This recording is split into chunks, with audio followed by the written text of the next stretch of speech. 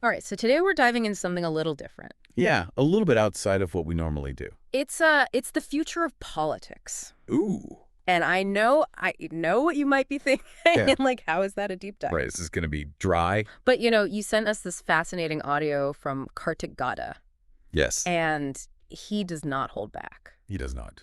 Like, he really throws out some really interesting ideas about where things might be headed and, some of the systemic issues that are in place. Yeah, he's really looking at the foundation of a lot of these modern political systems, and are they really holding up, given, all of the changes that have happened, even in the last 20 years. Yeah, and one of the things that he seems to think is that the two-party system, particularly in this age of social media, Right.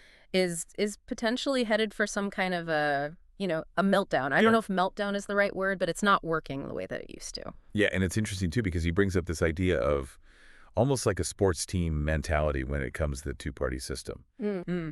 So it's like, Yeah. Are we really thinking critically about the policies and the candidates, or are we just kind of blindly supporting our team? It's like red versus blue. Exactly. It's like we're almost programmed to... And then you add in social media to the mix. Right, exactly. And it's just like everybody's got an opinion, everybody's shouting from the rooftops, but is anybody actually listening? Well, and it's like, you go on there and the algorithm just feeds you more of what you already believe. It's that echo chamber. Which is, in and of itself might not be a bad thing, except that it reinforces this us versus them. Exactly. And it's interesting because he makes this comparison between, say, the way things were back in the 80s or 90s, where, you might have had the news on in the evening, but you weren't bombarded with political content 24/7. Right. Versus now. Like space for life to happen. Exactly. And now it's just like everywhere you look, it's inescapable. Well, but it's the 24-hour news. Political opinion. And it's like, can we even think outside of that anymore? Yeah, it's like, has it just become so all-encompassing that we're not even thinking critically about it anymore? And it's funny because he makes this point that it's not even like this is necessarily good or bad. It's just that it's different. Just different than the way it was even, a handful of decades ago. Yeah. And it's worth taking a step back and saying, okay, right. Is this actually serving us? Are we actually having, productive conversations, or is it just making us more extreme in our views? Exactly. And is it leading to more division rather than any sort of common ground? Right. And he also makes this really interesting point about how, the decline of traditional religious institutions might be playing into this. Okay. Now, at first glance, I'm thinking, how is that even related? Right. But then when you actually listen to what he's saying, you start to realize that, religion, for better or for worse, played a big part in shaping our social and moral frameworks for centuries. It was that common ground in a lot of ways. Right. And so if that's no longer there, does that create a void for more extreme ideologies to take root, especially when you combine that with the amplifying power of social media? And he's very careful to say, this isn't about, advocating for a return to, religious dominance in our politics or anything like that. Right. It's more about recognizing that there's been a shift. And how is that shift impacting the way that we view politics and engage in these conversations?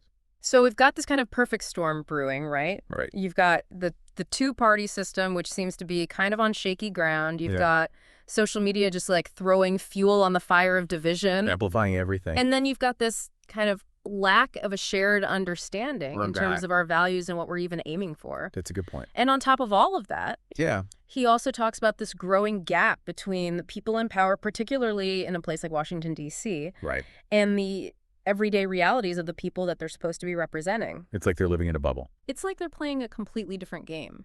Yes. And he uses a really great analogy. Okay. Talking about a two-company industry. Uh-huh. And how there's really no incentive to improve if there's no competition. Right. It's like he uses the example of, the mobile phone companies. Yeah. Where you have essentially two companies, and it's like they can kind of get away with whatever they want because where else are you going to go? Oof. Don't even get me started. I just got another price hike from my phone company. It's like they're in cahoots. Yeah. But it's that same idea that if the two parties are the only game in town, do they really have to do better? And are they even incentivized to? Exactly. Right. And so he argues that this is what we're seeing, is this decline in the quality of both the Democratic and the Republican parties, that they've strayed from their core values And it's more about just maintaining power More about winning than governing. than actually serving the people that they represent. So we've got this combination of things all happening at once. And it's like, wow, Yeah, it's kind of depressing when you think about it. it's a lot. Yeah, where do we even go from here? Right, like, is there any way out of this? What are some of the things that Gada suggests? Well, he talks about this idea of, geographic and cultural disconnects. Okay. And he uses the example of Washington, D.C. itself as, this kind of like Yeah. epicenter of political power. Yeah, it's like this bubble.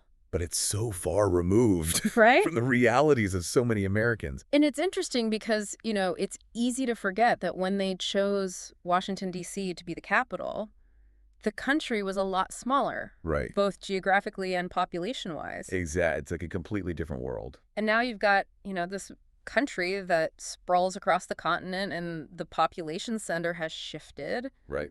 but the seat of power is still in this, relatively small city. That's so far removed from like the day-to-day realities of those people. Yeah. I mean, think about it from the perspective of someone in California or Alaska or Hawaii. Right. It's like a different universe. It's like Washington, D.C. might as well be on another planet. Exactly. And so he's arguing that this physical distance Right.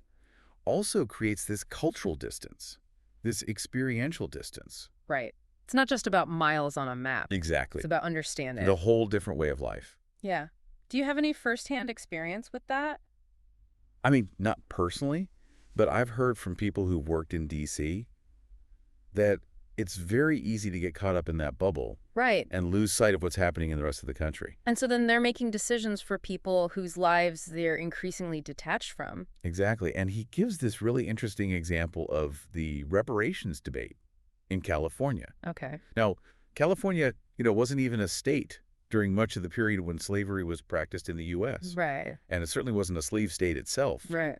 But yet, here we are with politicians in California grappling with this issue of reparations. Because it's become such a national narrative. Exactly. And it's like, is that really the most pressing issue facing Californians? It makes you wonder whose voices are being heard in all of this. Exactly. And who's getting left out? So you've got this geographic disconnect, Right. and then you've got this whole other layer of, whose stories are being told and whose perspectives are being considered. Right. And then he even goes on to talk about how U.S. politics has this huge influence even in other parts of the world.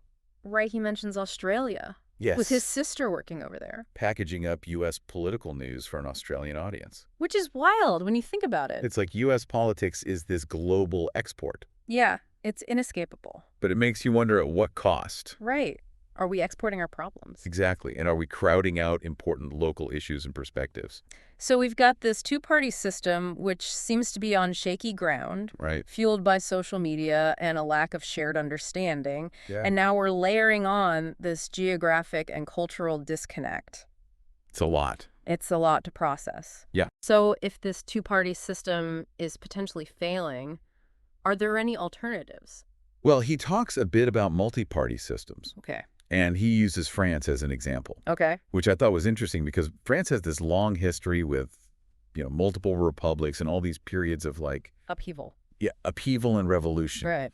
And he seems to admire how their system seems to kind of inherently acknowledge that, political systems aren't meant to last forever. Yeah. That they have a life cycle. That's an interesting way to think about it, that Yeah. it's not about finding the perfect system for all time, Exactly. but it's about recognizing that things need to change and adapt. And having those mechanisms built in. Right, like pressure valves, Exactly. so that it doesn't have to lead to a complete, meltdown or breakdown. Yeah, it's like that saying, the only constant is change. Right. And it feels like the U.S. system in particular is kind of resistant to that.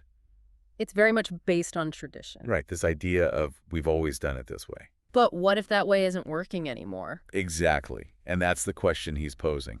So is he suggesting that we just ditch the two-party system altogether and adopt the French model? Well, he doesn't offer any easy answers or prescriptive solutions, Okay. which I actually find refreshing How so? because it's not about him telling us what to think. Right. It's about him encouraging us to think differently. To question our assumptions. Exactly. And I think that's really valuable in today's world where, everybody's got an opinion and everybody's trying to tell you what to think. Right. It's like he's not trying to win an argument. Exactly. He's just trying to start a conversation. And a really important one at that.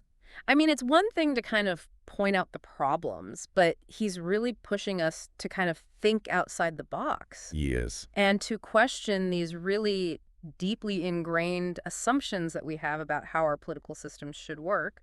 And you know what I find so fascinating is this idea that he puts forward that, the very foundation upon which, these systems are built on, especially in the U.S., might just be outdated. Yeah, it's a radical thought It is. when you really let it sink in. It is. But, he makes a really compelling case. And it does make you stop and think, well, are the systems that we have actually serving us? Or are we just so used to doing things a certain way Right. that we haven't stopped to question if it's still working? Exactly. Are we just clinging to something that's no longer serving us? And I think that's a really powerful question It is. to sit with, because he doesn't give us any easy answers. No. He doesn't say, okay, here's the He's solution. not giving us a roadmap. Right. He's just saying, hey, let's think about this differently. Exactly. And maybe that's the point. Yeah. Maybe the first step is just acknowledging that the way things are isn't necessarily the way they have to be. Right. That's a really good point.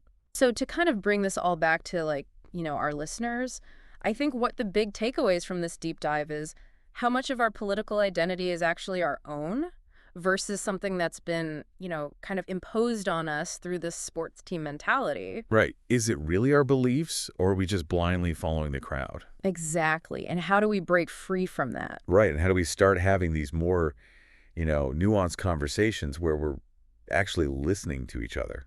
Especially in this age of information overload. Yeah, it's like, how do we even begin to filter through all the noise? Right, because it's not like we can just, unplug from the internet. No, it's everywhere. It's part of our lives. Right. So how do we engage with it in a way that's healthy and productive? And how do we create space for dissent? Right, because without that, you don't have progress. You just have an echo chamber. It's just more of the same. Well said. So if we could kind of distill everything that we've talked about today into one big question that Kartik Gata leaves us with, it's this: if we could design a political system from scratch, knowing what we know now about human nature, about technology, about the challenges facing the world, what would that even look like? That's a big question. It's a huge a question, really important one. and one that I think is worth really taking some time to ponder. Definitely something to chew on. So we'll leave you with that thought. If you could hit the reset button on politics, what would your ideal system look like? Let us know. Head over to our website or find us on social media, and let's keep this conversation going. Until next time, keep diving deep.